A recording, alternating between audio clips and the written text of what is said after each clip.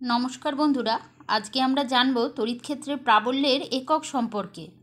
CGS पद्धतिते प्राबल्येर एकक hello dine पार ईएसयू आधान एवं एसआई पद्धतिते प्राबल्येर एकक होच्छे निउटन पार कुलम।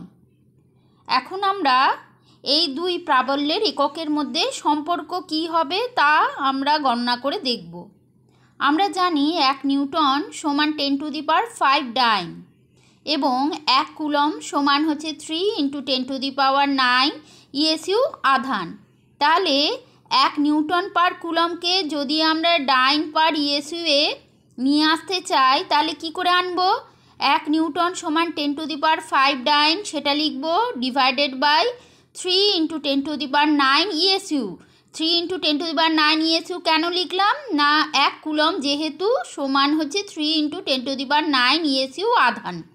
এবার এই দুজনকে যদি আমরা ক্যালকুলেট করি তাহলে আমরা পাবো 1/3 × 10⁴ ডাইন পার ইএসইউ। এইটা থেকে তাহলে আমরা কি বলতে পারি?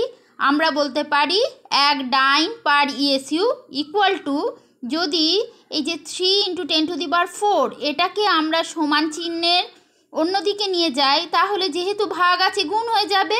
তাহলে আমরা কি লিখতে পারি? 1 dyne per ESU equal to 3 × 10⁴ newton per coulomb. তাহলে আমরা এখান থেকে যে সম্পর্কটি পেলাম সেটা হচ্ছে 1 ইএসইউ ক্ষেত্র প্রাবল্য ইকুয়াল টু 3 × 10⁴ প্রাবল্যের এসআই একক। তাহলে এইটুকু আজকে আমাদের পড়ার বিষয়। নমস্কার।